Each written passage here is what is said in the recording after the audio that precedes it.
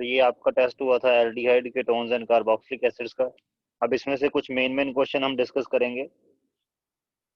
Okay, जैसे question number first तो आपको पता ही है कि although phenoxide ion has more number of resonating structure than the carboxylate ion, carboxylic acid is stronger acid than the phenol. Why? माना कि phenoxide ion में number of resonant structure ज्यादा है, बट जो रेजोनेटिव स्ट्रक्चर बनते हैं they are of less possibility. Okay, actual में जैसे अगर हम फिनोक्साइड आयन के स्ट्रक्चर बनाएं तो वो कौन से बनेंगे आपके पास? ये रहा आपका phenoxide ion. Okay, sorry, wait, अगले पेज पे बनाता हूँ।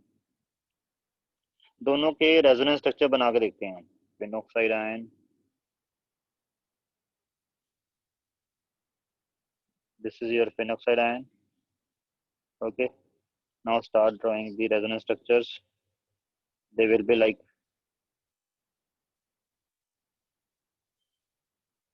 this. Next one will be like this.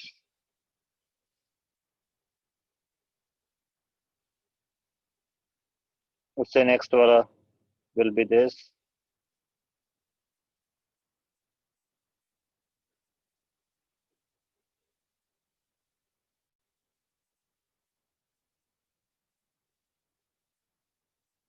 And at last ये वाला बन जाएगा। ओके, बट ये जो तीनों बनते हैं ये वाले, एक्चुअल में इनकी रियलिटी में एग्जिस्टेंस होती नहीं है। इन तीनों की 1% एग्जिस्टेंस है, बाकी जो बची परसेंटेज उसमें से आधी इसकी और आधी इसकी होती है। एक्चुअल में आप इसको ऐसे बोल सकते हो कि ऑक्साइड में जो ये नेगेटिव चार्ज है ये डिस्पर्स होता ही नहीं है, ये ऑक्सीजन पे ही लोकलाइज्ड रहता है। एक्चुअल में जो आपकी बेंजीन रिंग है वो तो रेजोनेंस वैसे भी शो करती है, क्योंकि वही रेजोनेंस शो करती है लाइक दिस, और ये वाली रेजोनेंस शो हो जाती है। तो मतलब नेगेटिव चार्ज की डीलोकलाइजेशन नहीं होती by the resonance in case of phenoxide ion. No negative charge delocalisation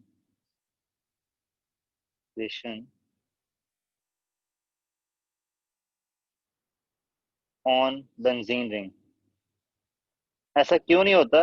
उसका रीजन है क्योंकि यहाँ पे आपके पास जब ये रेजोनेंसेज हो रही हैं तो इनमें बेंजीन का एरोमेटिक कैरेक्टर खत्म हो रहा है। अगर बेंजीन का एरोमेटिक कैरेक्टर खत्म हो जाएगा तो वो वाले स्टेबल स्ट्रक्चर नहीं होंगे, they will having very high energy. इसलिए इनकी जो अबंडेंस है वो 1% ही है तीनों की। मॉलिक्यूल 99% टाइम वो अपना स्ट्रक्चर या तो ये वाला अडेप्ट करेगा या ये वाला अडेप्ट करेगा। तो ओवरऑल रेजोनेंस हाइब्रिड जो है वो इन दोनों के अकॉर्डिंग आएगा ना। तो इसमें नेगेटिव चार्ज तो ऑक्सीजन पे लोकलाइज्ड है, वो तो डिस्पर्स हुआ ही नहीं। ओके, और अगर नेगेटिव चार्ज डिस्पर्स नहीं होगा तो it means local negative charge होने से क्या होता है आपके पास, ये पर्टिकुलर फिनोक्साइड आयन की स्टेबिलिटी इतनी नहीं बनी। बट कार्बोक्सिलेट आयन के केस में क्या होता है? This is your carboxylate ion. Okay, तो अब आपके पास जब रेजोनेंस हो रही है दैट विल बी लाइक, और इन दोनों की 50-50% एग्जिस्ट करती है। तो देखो ऑक्सीजन का नेगेटिव डिस्पर्स हो रहा है। ओके, इसको कैसे इसका रेजोनेंस हाइब्रिड बनाएंगे? रेजोनेंस हाइब्रिड बनेगा लाइक, और नेगेटिव चार्ज इतने एरिया पे डिस्पर्स हुआ पड़ा। Dispersal of negative charge, dispersal of negative charge. Okay, इसमें चाहे नंबर ऑफ रेजोनेटिंग स्ट्रक्चर दो ही बने, बट दोनों में देखो ऑक्सीजन के ऊपर का नेगेटिव चार्ज डिस्पर्स हुआ एट अ पर्टिकुलर एरिया, और जितना ज्यादा डिस्पर्स होता है चार्ज हमें पता उतनी ज्यादा stability. This leads to the stability of ion. So that's why carboxylate ion, हालांकि इसके 5 रेजोनेंस स्ट्रक्चर बने, इसके 2 ही बने। ओके, बट इसके 2 में भी ऑक्सीजन का नेगेटिव चार्ज डिस्पर्स हो गया ओवर एन एरिया, और इसके 5 में भी नेगेटिव चार्ज तो डिस्पर्स हुआ ही नहीं, वो तो ऑक्सीजन पे ही है, क्योंकि इनकी तो अबंडेंस है ही नहीं, ना के बराबर। थ्योरेटिकली पॉसिबल है, practically it is not possible. Okay, so ये रीजन है आपका this is the reason that phenoxide ion is less stable as comparison to carboxylate ion. Okay, तो ये आपका क्वेश्चन नंबर 1 था। ओके, अब question number 2 and question number 3, अब इन दोनों को हम डिटेल में डिस्कस करेंगे। क्वेश्चन नंबर 4 तो मैं ऑलरेडी करवा चुका हूँ, ये पहले असाइनमेंट में हो चुका है। चलो क्वेश्चन नंबर सेकंड को डिस्कस करेंगे। क्वेश्चन नंबर सेकंड क्या है हमारे पास, give simple chemical test to distinguish between the following pair of compounds. इन पेयर ऑफ कंपाउंड्स में डिस्टिंक्शन करने के लिए कौन कौन से केमिकल टेस्ट हो सकते हैं वो देखेंगे हम। ओके, और डिस्टिंक्शन करने के लिए आपको सबसे पहले इनका स्ट्रक्चर पता होना चाहिए, क्योंकि स्ट्रक्चर पता होगा उसके बाद ही आप पता लगा पाओगे कि क्या उनमें डिसिमिलरिटी है और कैसा कौन सा ऐसा टेस्ट है जो एक देगा एक नहीं देगा। ओके, जैसे पहले वाले की बात करें, प्रोपेनॉल, प्रोपेनॉल का स्ट्रक्चर क्या होता है, sorry propanal, this is the propanal. Okay, और दूसरा कौन सा है, प्रोपेनॉन, प्रोपेनॉन कौन सा होगा, this is your propanone, propanone. Okay, अब कौन कौन सा, एक तो ये एल्डिहाइड है, इसमें जो फंक्शन ग्रुप है वो एल्डिहाइड है। ओके, और इसमें जो फंक्शन ग्रुप है वो कीटोन है। Clear, and we know that aldehydes are more reactive than ketones, तो इसलिए जो एल्डिहाइड्स हैं वो टॉलरेंस रीजन टेस्ट देगा, टॉलरेंस रीजन टेस्ट देगा ये। ओके, जिसको हम सिल्वर मिरर टेस्ट भी बोलते हैं, silver mirror test. Okay, chemistry पहले बता चुका हूँ तो केमिस्ट्री की डिस्कशन नहीं करेंगे, करेंगे। ये नहीं देगा, ठीक है। ये फेलिंग सोल्यूशन टेस्ट भी देगा, फेलिंग सोल्यूशन टेस्ट ये नहीं देगा। Okay, clear. उसके बाद एक टेस्ट ऐसा है जिसमें हमने पढ़ा हुआ है कि अगर ये वाला एट एंड हो तो उस टाइम वो वाला कंपाउंड एक टेस्ट देता है जिसको आइडोफॉर्म टेस्ट बोलते हैं, तो ये आइडोफॉर्म टेस्ट देगा, ये वाला आइडोफॉर्म टेस्ट नहीं देगा। तो ये 3 टेस्ट हैं जिनसे आप पता लगा सकते हो कि गिवन कंपाउंड, अगर मान लो आपके पास एक टेस्ट ट्यूब में कंपाउंड पड़ा है और आपको डाउट है कि ये प्रोपेनल है कि प्रोपेनॉन है, तो उसको उसका डाउट दूर करने के लिए आप इन तीनों टेस्टों में से कोई भी टेस्ट करवा दो चलेगा। ओके, क्योंकि तीनों में कोई जो जौन सा भी टेस्ट करवाओगे उनमें से एक टेस्ट एक वो देगा एक नहीं देगा। जैसे मैंने बताया टॉलरेंस रीजन टेस्ट ये देगा ये नहीं देगा। ओके, फेलिंग सोल्यूशन टेस्ट ये देगा ये नहीं देगा, और आइडोफॉर्म टेस्ट में ये देगा ये नहीं देगा। ओके, तो ऐसे आप करवाते हो डिस्टिंक्शन। क्लियर, जैसे आपने भी सभी ने ये क्वेश्चन अटेम्प्ट किया, जिन्होंने टेस्ट दिया ना ये सभी ने क्वेश्चन अटेम्प्ट किया है, बट प्रॉब्लम ये है कि आपने एक एक टेस्ट ही लिखा है, एक से ज्यादा भी लिख दोगे तो कोई प्रॉब्लम नहीं है। ओके, उसका इंप्रेशन अच्छा जाता है। नेक्स्ट आपके पास है एसिटोफिनोन, एसिटोफिनोन एंड बेंजोफिनोन। सबसे पहले एसिटोफिनोन और बेंजोफिनोन का स्ट्रक्चर बनाएंगे, अब दूसरे वाले की बात करते हैं। एसिटोफिनोन क्या होता है आपका, this is your acetophenone. Okay, और बेंजोफिनोन में क्या होता है, 2 बेंजीन रिंग्स होती हैं, होता वो भी कीटोन ही है। ओके, अब वही हमें दिख रहा है कि आइडोफॉर्म टेस्ट वाली कंडीशन इसमें है ये वाली, तो it will give iodoform test, ये आइडोफॉर्म टेस्ट देगा, ये आइडोफॉर्म टेस्ट नहीं देगा, है ना। एक तो पहला टेस्ट ये हो गया, दूसरा कौन सा टेस्ट हो सकता है जो ये देगा और ये नहीं देगा। ओके, कोई ऐसा टेस्ट आ रहा है दिमाग में अभी, आइडोफॉर्म टेस्ट हो गया और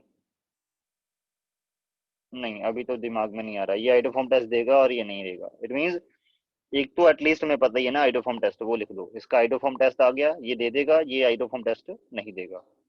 थर्ड वन, अगर आपको कोई डाउट है तो आप बीच में भी पूछ सकते हो, कोई बात नहीं, प्रॉब्लम नहीं है रिकॉर्डिंग की, यू कैन आस्क। उसके बाद आपके पास third, phenol and benzoic acid, इनमें डिस्टिंक्शन कैसे करनी है। ओके, एक है फिनोल, ओके, और दूसरा है benzoic acid, benzoic acid is this. आपको ये इसमें तो कई सारे डिस्टिंक्शन पॉइंट मिल जाएंगे, जैसे ये एज ए एसिड बिहेव करेगा तो ये लिटमस को क्या करेगा, लिटमस को ब्लू से कर देगा रेड।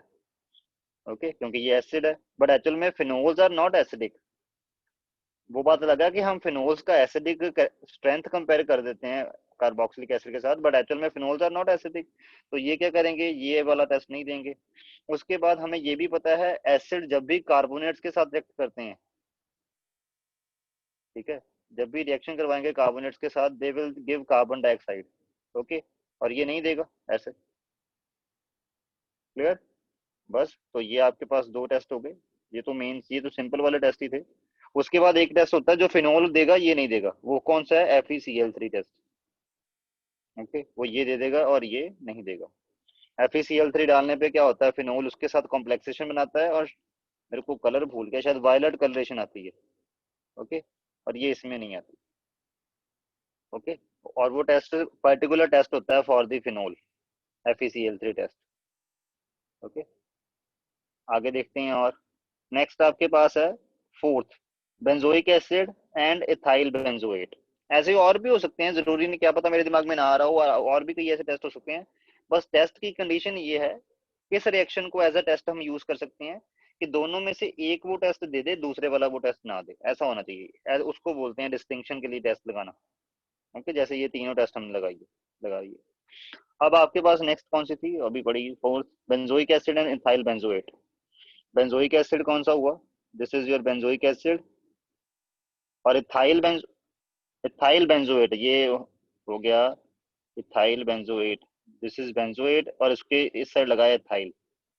ओके, अब इसमें डिस्टिंक्शन करनी है, वही बात होगी, ये एज एसिड बिहेव करेगा, ये एज एसिड बिहेव नहीं करेगा। ठीक है, तो इट मींस सबसे पहले ये ब्लू लिटमस को रेड कर सकता है, ये नहीं कर सकता।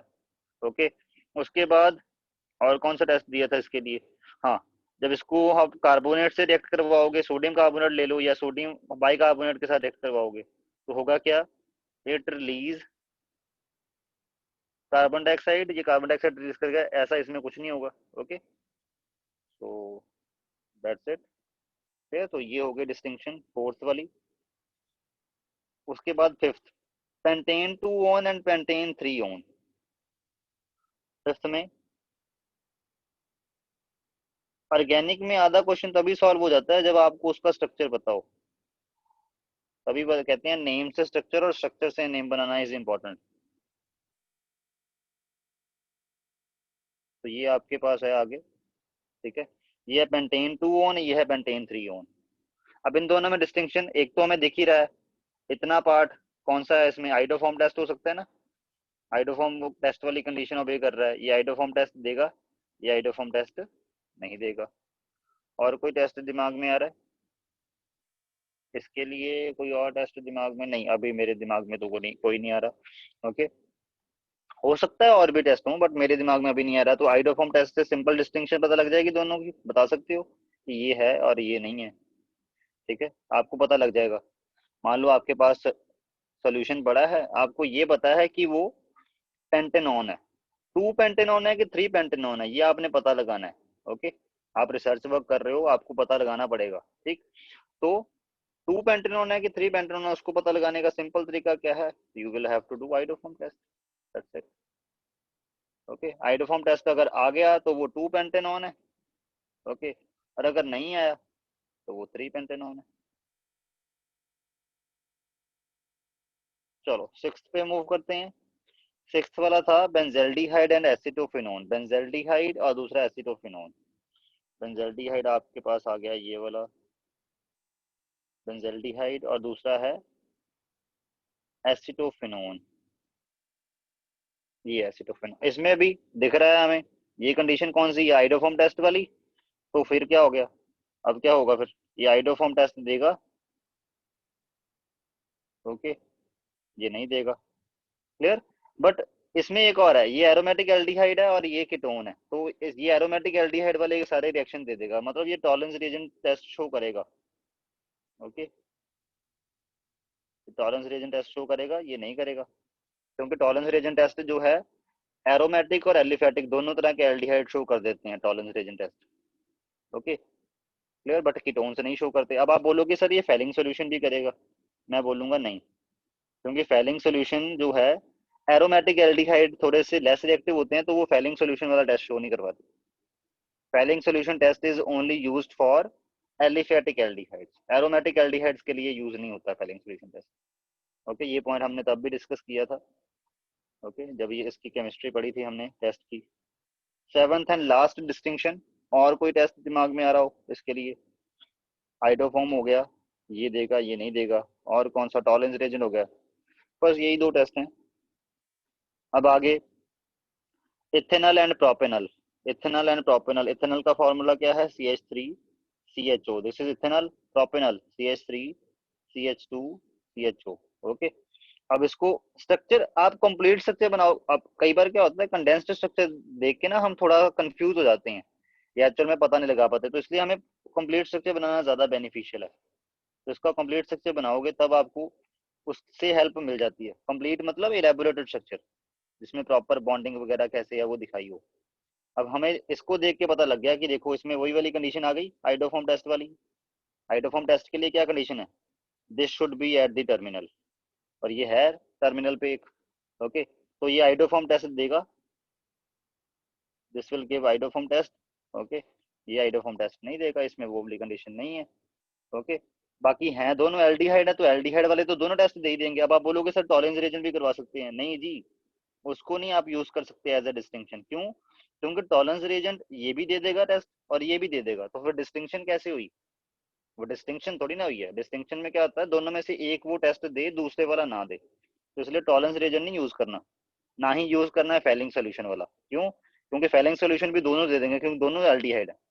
तो इसमें मेरे को अभी तक तो मेरे दिमाग में यही आ रहा है कि आइडोफॉर्म टेस्ट इसमें आएगा और इसमें नहीं आएगा। बस आइडोफॉर्म टेस्ट ही है जिससे आप इन दोनों को डिस्टिंग कर सकते हो। Okay, clear. तो ये थी आपके पास डिस्टिंक्शन। और टेस्ट में ये वाला भी क्वेश्चन था, कौन सा, कन्वर्जन वाला। Complete the each synthesis by giving missing structure, missing starting material, reagent और प्रोडक्ट। ओके, तो जो मिसिंग है उसके बारे में बताना। जैसे यहाँ पे क्या है, ऑक्सीडेशन। मैंने क्या बताया था कि जब भी आपकी अल्काइल अरीन्स की ऑक्सीडेशन होती है विद स्ट्रॉन्ग ऑक्सीडाइजिंग एजेंट, तो उसमें एंड प्रोडक्ट आपका बेंजोइक एसिड ही होता है, तो इसमें ये बेंजोइक एसिड बनना था।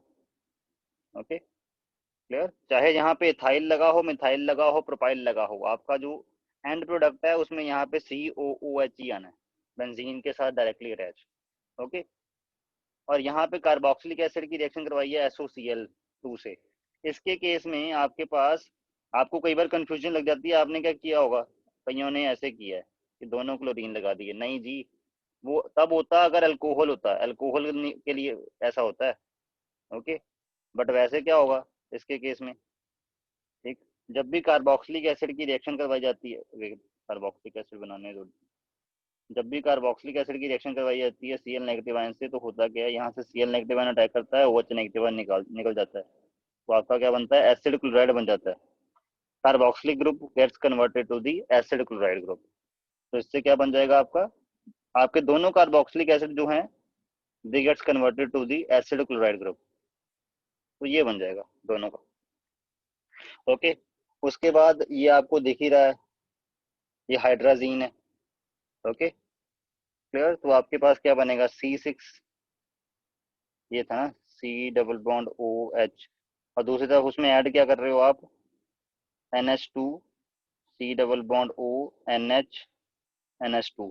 हमने ये भी पढ़ा था कि इन तीनों एन में से सिर्फ ये वाला एन बॉन्डिंग में पार्टिसिपेट करता है, हाइड्रोजोन फॉर्मेशन में सिर्फ ये वाला पार्टिसिपेट करेगा। ये वाला नाइट्रोजन भी पार्टिसिपेट नहीं करेगा क्योंकि इसका लोन पेयर भी इसके साथ रेजोनेंस में आया होता है, तो इसलिए पार्टिसिपेट नहीं कर पाता। ये वाला नाइट्रोजन भी पार्टिसिपेट नहीं कर पाएगा। और हाइड्रोजन बनाते टाइम क्या होगा, ये इसके दो हाइड्रोजन और इसका ऑक्सीजन निकल जाएगा और यहाँ से इसकी डायरेक्ट लिंकिंग हो जाएगी इसके साथ। तो क्या बनेगा, your and product, your and product will be CH double bond N। यहाँ से जोड़ना है, यहाँ से भी आप, यहाँ भी कई बार गलती हो सकती है कि आप इसे N से जोड़ दो इसको, नहीं। ओके, इस N से जोड़ना है, तो आपके पास N, ये हो गया NH, C double bond O NH2, this will be your product. ये वाला हाइड्रोजोन बनेगा आपका।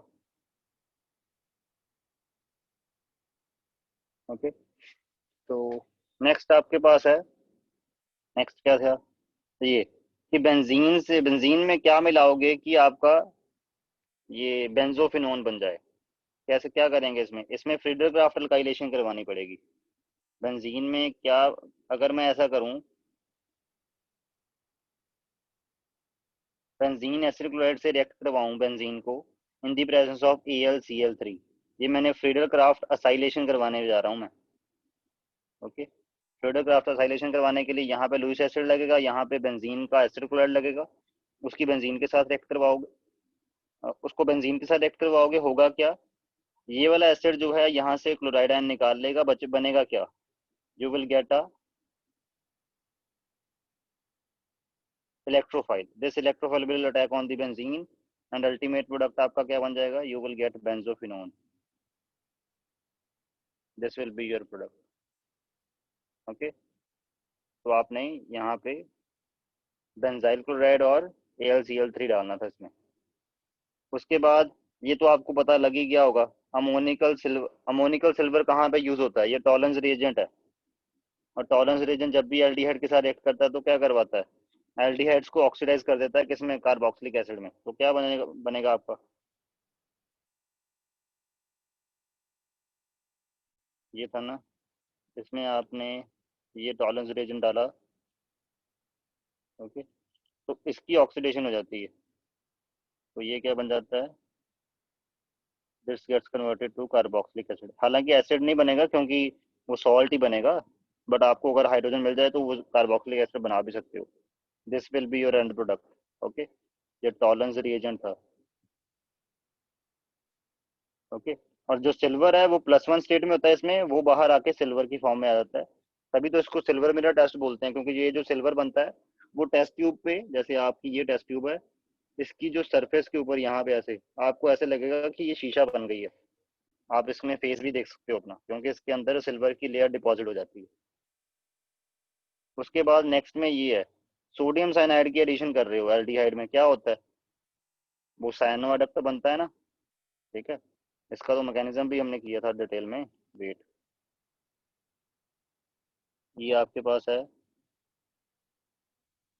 ये रहा एल्डिहाइड और ये रहा कार्बोक्सिलिक एसिड। तो HCN जब ऐड होगा तो cyanide ion attack on this carbon, यहाँ से H पॉजिटिव निकलेगा, वो इस हाइड्रोजन के साथ जुड़ जाएगा, तो क्या बन जाएगा आपके पास, एडक्ट बन जाएगा, साइनो एडक्ट बन जाएगा, you will get. Okay, carboxylic acid के साथ रिएक्ट नहीं करता HCN। ओके, तो you will get this, oh sorry, यहाँ पे नहीं, इसके साथ रिएक्ट नहीं करेगा, you will get this adduct. Okay, so that's it with test. ये आपके टेस्ट के क्वेश्चंस थे जो हम डिस्कस करना चाहते थे बस। और ये फोर्थ मैंने ऑलरेडी असाइनमेंट में डिस्कस कर रखा है, आप वीडियो देख सकते हो असाइनमेंट वाली, aldehyde ketones and carboxylic acid की। ओके।